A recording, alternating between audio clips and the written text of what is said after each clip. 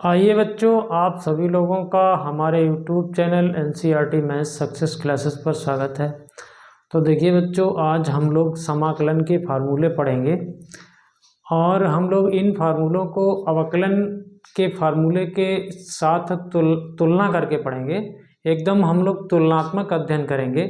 जैसे बच्चों के अंदर ये कन्फ्यूजन रहता है, कभी कभी बच्चे क्या कर देते हैं कि समाकलन का फार्मूला ढूंढते हैं लेकिन अवकलन का फार्मूला लगा देते हैं, तो ये कन्फ्यूजन ना रहे तो आज हम लोग समाकलन के बेसिक फार्मूले अवकलन के फार्मूलों के साथ साथ ही करेंगे, क्योंकि समाकलन अवकलन एक दूसरे के उल्टे होते हैं। तो देखिए बच्चों, हम लोग समझते हैं फार्मूलों को बड़े ही प्यार से और बड़े ही अच्छे ढंग से, और थोड़ा सा हम आपको ये बताना चाह रहे हैं कि जैसे समाकलन का चिन्ह कैसे लगाते हैं, ऐसे हम लोग ऐसे समाकलन का चिन्ह लगाते हैं और यहाँ पर फंक्शन ऑफ एक्स dx, तो इसका अर्थ होता है कि भैया ये जो फलन है इसका x के सापेक्ष हम लोग समाकलन कर रहे हैं। सीधी सी बात होती है, कोई दिक्कत नहीं है, चिन्ह आप बनाना सीख जाएंगे, बार बार बनाएंगे।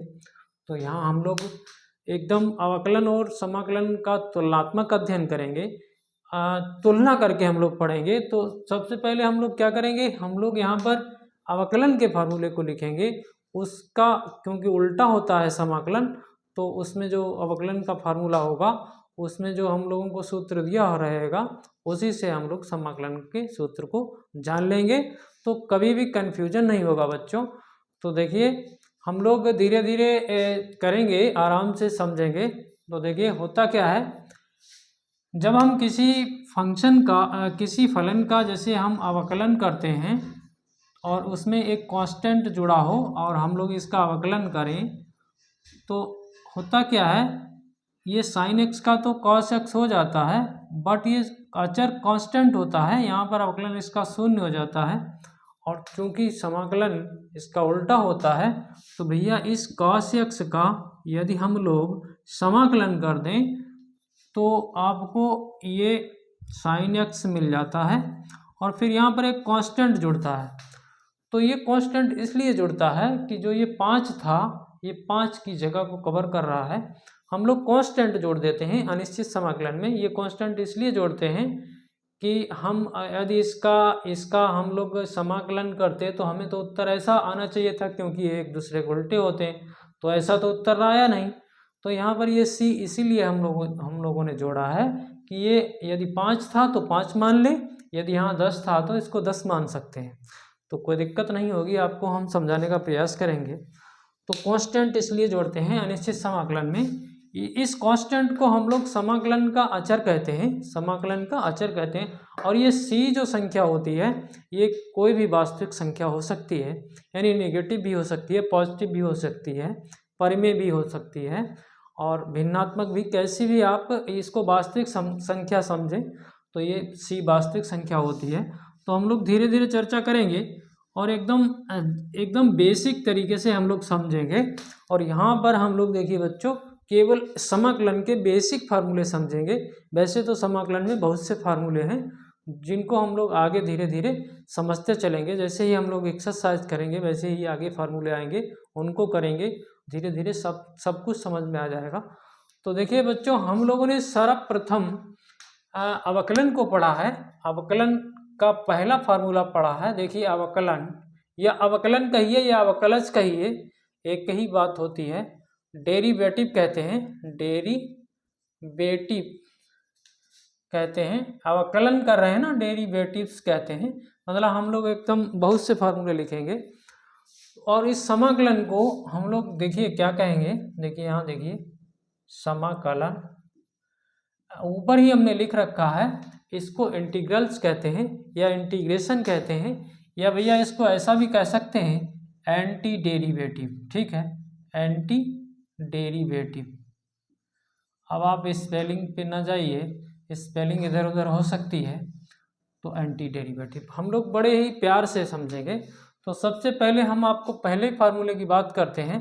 जैसे हम लोगों ने अवकलन में होता क्या है, d/dx लगाते हैं।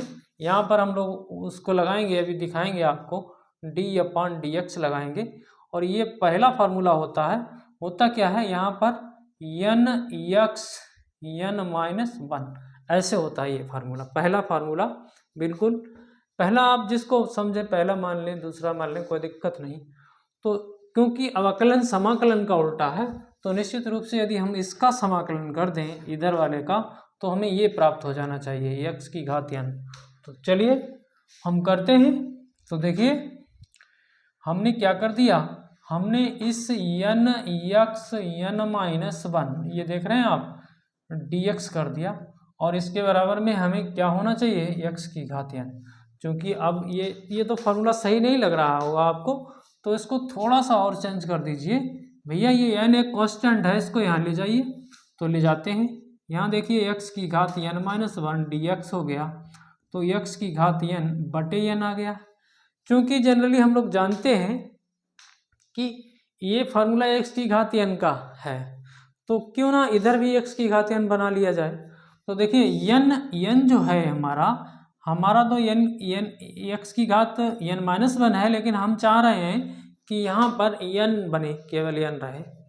तो n की जगह आप n+1 लिख लें, तो फिर कुछ चेंजिंग हो जाएगी। n की जगह आप क्या कर दें, इसमें n की जगह n+1 लिख दें, ठीक है। तो ऐसे बदल जाएगा, तो x की घात n+1 -1, ठीक है। और इधर देखिए x की घात n+1 बटे में n+1, ठीक है। अब देखिए 1 से 1 कैंसिल हो रहा है, तो भैया ये x की घात n बचा है dx। इधर देखिए x की घात n+1 और बटे में n+1, और एक कांस्टेंट तो जुड़ता ही है। तो ऐसे ये इसका हम लोगों ने समाकलन किया, तो इधर वाला जो भी था वो मिल गया। हालांकि ये n इधर चला गया, ये तो कांस्टेंट है, तो ये बटे में चला ही जाएगा। तो पहला फार्मूला हमारा ये हो गया, ठीक है। इधर से समाकलन का ये पहला फार्मूला हो गया, इधर से अवकलन का ये पहला फार्मूला हो गया, ठीक है। अच्छा, यदि ऐसा हो जाए, इस फार्मूले को थोड़ा सा यदि बदल दें हम, देखिए जैसे इसको 2 नंबर कहिए भैया, इसको 2 नंबर कहिए, d/dx, और x ही रहे, मतलब n की जगह 1 रख दें। तो यहाँ पर देखिए क्या होता है, यहाँ पर x का 1 हो जाता है। तो यहाँ पर अगर हम लोग बात करें इधर वाले में, तो इस 1 का यदि हम लोग इंटीग्रेशन कर दें x के सापेक्ष, तो x आना चाहिए, बिल्कुल आएगा x। तो इसको देख लेते हैं। यहाँ पर देखिए हमने 1 dx कर दिया, तो यहाँ पर x + c हो गया, ठीक है। यहाँ पर x प्लस कांस्टेंट तो जुड़ता ही है। अब देखिए धीरे धीरे हम लोग आगे बढ़ रहे हैं। तो देखिए यदि हम लोग d/dx sin x लें, sin x का आपको याद होगा अवकलन cos x होता है। तो यदि हम लोग cos x का समाकलन कर दें, भैया क्या कर दें, नंबर 3 पे cos x का समाकलन कर दें, तो निश्चित रूप से हम लोगों को sin x प्लस कांस्टेंट मिल जाएगा, ठीक है। कांस्टेंट तो जुड़ता ही है, cos x का समाकलन करेंगे तो sin x मिल जाएगा, ठीक है। अब देखिए अगला फार्मूला देखिए, हम लोग देखिए अगला फार्मूला बिल्कुल cos x का ले रहे हैं। तो cos x क्या होता है बच्चों, -sin x होता है अवकलन में। अब देखिए हम चाह रहे हैं इसमें यदि हम लोग इंटीग्रेशन लगा दें, इंटीग्रेशन का चिन्ह लगा दें, तो ये आना चाहिए, बिल्कुल आएगा। तो देखिए यहाँ देख लीजिए, हम क्या कर दें, इधर से -sin x है, थोड़ा सा ध्यान दें, यहाँ पर -sin x है, तो इस माइनस को हटा के उधर ही ले जाएंगे। तो देखिए कैसे, हमने यहाँ sin x dx कर दिया, और वो जो माइनस था ये वाला माइनस, देखिए माइनस इधर गुणा कर दिया होगा, इधर माइनस आ जाएगा, तो इधर लिख दीजिए माइनस का cos x प्लस कांस्टेंट। तो ये समझ लिया आपने, ये फार्मूले समझ रहे हैं आप। अब देखिए इसके साथ ही हम लोग बात करते हैं भैया, एक फार्मूला होता है d/dx tan x का होता क्या है, sec के स्क्वायर x होता है। तो आप देख रहे हैं इधर से आप इंटीग्रेशन लगाएंगे इधर से, तो ये आ जाएगा, सीधी सी बात है, ज़्यादा कुछ चक्कर में नहीं पड़ना है। तो देखिए 5 नंबर इसको दिया है हम लोगों ने, तो sec के स्क्वायर x dx बराबर कितना आ गया है, tan x प्लस कांस्टेंट, ठीक है। इसको समझ रहे हो बच्चों, बिल्कुल इधर इंटीग्रेशन लगाएंगे ये आ जाएगा, इधर से हम अवकलन कर रहे हैं इसका, तो ये आ जाएगा, एक दूसरे के उल्टे होते हैं। अब देखिए यहीं पर हम लोग छठा लिख लेते हैं, d upon d x cot x. Cot x भी तो होता है, कितना होता है माइनस कोसेक स्क्वायर एक्स। देखो माइनस कोसेक।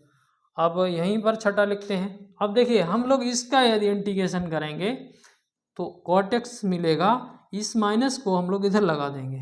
तो देखिए हम लोग क्या कर रहे हैं, कोसेक स्क्वायर एक्स का इंटीग्रेशन कर रहे हैं, कोसेक स्क्वायर एक्स का इंटीग्रेशन कर रहे हैं एक्स के सापेक्ष। तो हम लोगों को भैया माइनस का कॉट एक्स मिल जाएगा और कांस्टेंट तो जुड़ता ही है। ठीक है, नंबर 6 हो गया है। अब हम लोग यहाँ पर लिखेंगे, देखिए यहाँ पर लिखेंगे। ठीक है, अब कॉट हो गया, टेन हो गया, कॉट हो गया। अब हम लोग सेक एक्स की बात करेंगे, उसमें क्रम जो भी हो, हमारा क्रम कुछ और हो सकता है, d upon d x sec x. इसका क्या होता है अवकलन, देखिए ये बेसिक बात है, ये तो याद करनी ही पड़ेगी, sec x into tan x. और इधर से यदि हम लोग इधर इसका इंटीग्रेशन कर दें तो ये मिल जाएगा। तो यहाँ पर हम लोग लिख लेते हैं भैया, इंटीग्रेशन में हम लोग 7 नंबर पर आ गए हैं। ठीक है, तो इंटीग्रेशन, इसका इंटीग्रेशन कर दें, मतलब इसका समाकलन करें, तो sec x into tan x into d x, ये हम लोग एक्स के सापेक्ष कर रहे हैं, वो दिखाना पड़ता है। तो आएगा सेक एक्स प्लस कांस्टेंट। इसको आप बंद कर दीजिए। ठीक है, इधर से उधर रह गया। ठीक है, नंबर 8 देखिए, अब क्या करें। अब देखिए साइन हो गया, कॉस हो गया, टेन हो गया, कॉट हो गया, सेक हो, अब कोसेक बचा है, कोसेक एक्स। ठीक है, इसको भी देख लेते हैं, d upon d x cosec x. इसका होता है माइनस का cosec x into cot x. बिल्कुल आप समझदार हैं, तो भैया यहाँ इंटीग्रेशन लगाओगे तो ये मिल जाएगा और माइनस इधर कर देंगे। तो इसको देखिए 8 नंबर, हम लोग कोसेक एक्स इंटू ओहो cot x into d x बराबर कितना आ जाएगा, कितना भैया, इसमें इंटीग्रेशन लगाया है तो ये माइनस इधर चला जाएगा, तो माइनस का कोसेक एक्स हो जाएगा प्लस कांस्टेंट। ठीक है, समझ रहे हैं। अब देखिए ये सभी त्रिकोणमितीय फलनों के हम लोगों ने अवकलन और समाकलन के फार्मूले समझ लिए हैं। तो देखिए अब कुछ फार्मूले इसमें त्रिकोणमितीय फलनों में इनवर्स त्रिकोणमितीय फलनों के भी होते हैं और उनके समाकलन भी होते हैं। तो यानी कि आप समझ रहे होंगे इनवर्स ट्रिग्नोमेट्रिक फंक्शन के भी तो फार्मूले होते हैं। ये केवल और केवल त्रिकोणमितीय फलनों के अवकलन के फार्मूले थे और इन्हीं के आधार पर हम लोगों ने समाकलन के फार्मूले त्रिकोणमितीय फलनों के समझ लिए हैं। अब कुछ हमारे पास इनवर्स ट्रिग्नोमेट्रिक फंक्शन यानी इन्हीं के इनवर्स की बात करें तो देखिए होता क्या है, 9 नंबर फार्मूला देखिए, यही साइन इनवर्स एक्स का अगर इसका कर दें D upon d x sine inverse x, तो क्या हो जाता है, बड़ा सिंपल फार्मूला है, 1 अपॉन 1 माइनस एक्स स्क्वायर। देखिए इन सभी फलों के ये फलन जो हैं इनका अंतराल भी होता है, ये कहाँ से कहाँ तक परिभाषित होते हैं, तो ये हम लोग यहाँ पर उसकी चर्चा नहीं कर रहे हैं, वो जब कभी कोई सवाल में आएगा तो उसकी बात करेंगे। तो सीधा सीधा हम लोग फार्मूले को समझ रहे हैं, सीधा इनके क्या रेंज है कि कहाँ से कहाँ तक ये फलन परिभाषित है, तो ये इस बात की नहीं चर्चा कर रहे हैं। तो अब देखिए इसमें यदि हम लोग इंटीग्रेशन लगा देंगे तो ये आ जाएगा, बिल्कुल समझ रहे हैं आप। तो भैया अगर 1 अपॉन 1 माइनस एक्स स्क्वायर में इंटीग्रेशन और इंटू डी एक्स कर देंगे तो निश्चित रूप से इसका समाकलन साइन इनवर्स एक्स होगा और प्लस कांस्टेंट, एक कांस्टेंट तो जुड़ेगा। अब देखिए साथ ही साथ हम लोग यहाँ पर कॉस इनवर्स एक्स की भी तो बात करेंगे, कॉस इनवर्स एक्स, तो बिल्कुल यही फार्मूला होता है, बस थोड़ी सी इसमें चेंजिंग होती है, यहाँ माइनस आ जाता है। तो बिल्कुल हम इसको भी यदि यहाँ इंटीग्रेशन लगा देंगे तो ये आ जाएगा। तो देखिए 10 नंबर की बात करें तो बिल्कुल आप निश्चिंत रहिए, हम आपको फार्मूले बगैर रट्टा के याद करवा देंगे। तो यहाँ देखिए हमने तो इसमें इंटीग्रेशन लगा दिया और माइनस को नहीं लिया, यहाँ पर माइनस को इधर भगा देंगे तो ये हो जाएगा cos inverse x plus constant. ठीक है, ये समझ रहे हैं। अब देखिए 2 हो गए, अब 10 की बात करेंगे 11 नंबर में। D upon d x tan inverse x होता क्या है इसका भी, इसका तो बहुत ही सिंपल होता है 1/1 plus x square. X belongs to real number, उसकी बात ही नहीं कर रहे हैं, कहाँ से कहाँ तक परिभाषित है। तो बिल्कुल यदि हम लोग यहाँ पर इंटीग्रेशन की बात करें तो बच्चों ये देखिए 1/1 प्लस यक्स स्क्वायर, भैया समझ रहे हो या ऐसे ही। तो इसका कितना आ जाएगा, बड़ा सिंपल बात है, टेन इनवर्स एक्स आ जाएगा, प्लस कांस्टेंट तो जुड़ता ही है। अब साथ ही हम लोग कॉट इनवर्स एक्स की भी बात करेंगे। तो देखिए बच्चों d upon d x cot inverse x बिल्कुल यही होता है, माइनस लगा के इसी को लिख दीजिए हैं 1/1 प्लस एक्स।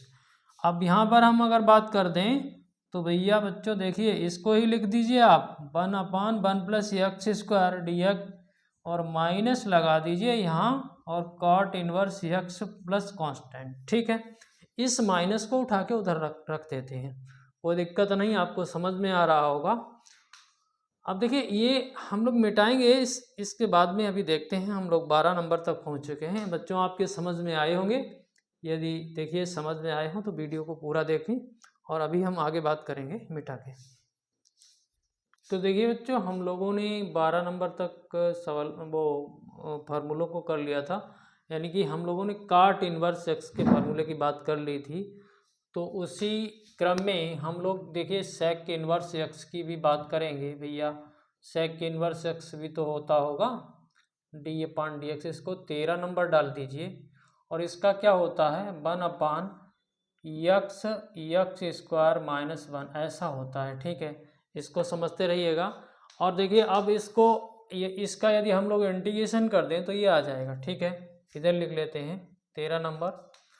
तो देखिए बच्चों 1/x स्क्वायर -1 का रूट इंटू डी एक्स बराबर क्या आ जाएगा, यही सेक इनवर्स आ जाएगा, sec inverse x plus constant. ठीक है, समझ रहे हो। साथ ही कॉस इनवर्स भी होगा, cosec inverse x, cos inverse की तो बात कर चुके हैं, कॉसेक इनवर्स एक्स भी होता है, यही फार्मूला होता है एक्स स्क्वायर -1, बस इसमें माइनस लग जाता है।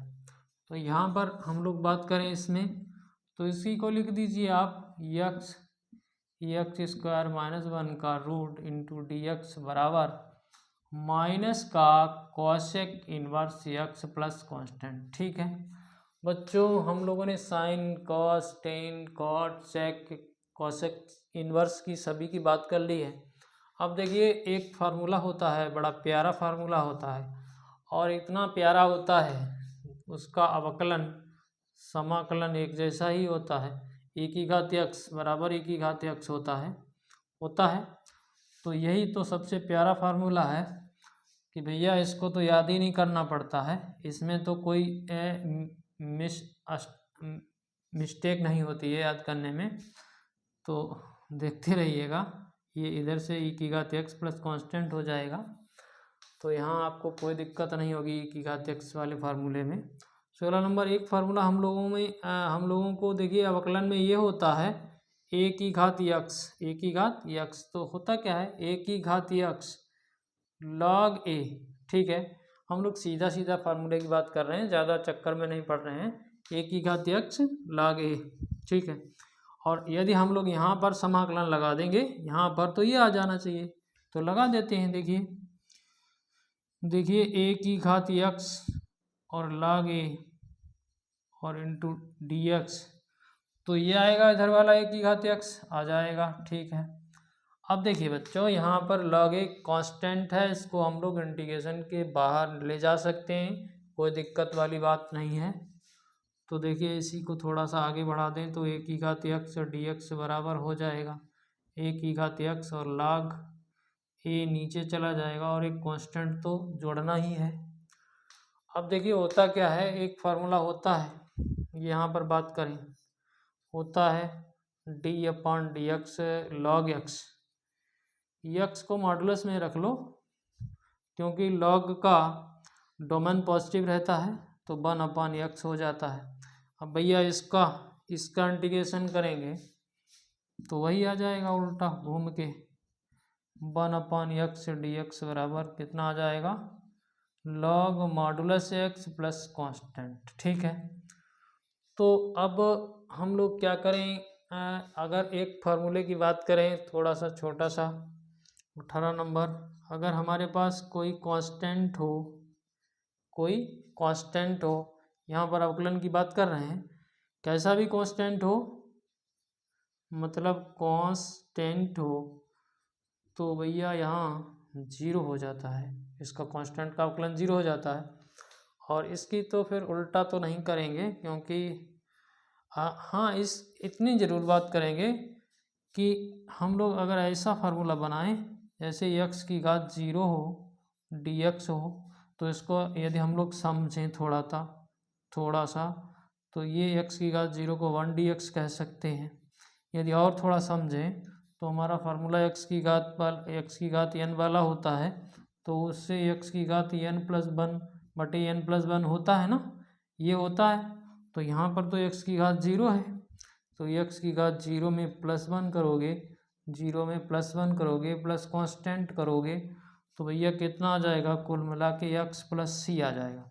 यानी कि हम लोगों ने ये समझा कि भैया वन का यदि हम लोग इंटीग्रेशन कर दें तो x आएगा, सीधी सी बात है।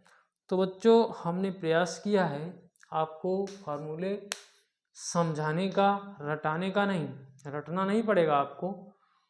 तो और भी बहुत से फार्मूले हैं समाकलन में, हम लोग धीरे धीरे सभी समझ लेंगे। बच्चों यदि आपको ये सभी फार्मूले समझ में आए हों, वैसे तो सरल बहुत हैं, आप बार बार सवालों में यूज करेंगे तो आपको बिल्कुल आ ही जाएंगे, यहाँ से आप समाकलन करना सीख जाएंगे।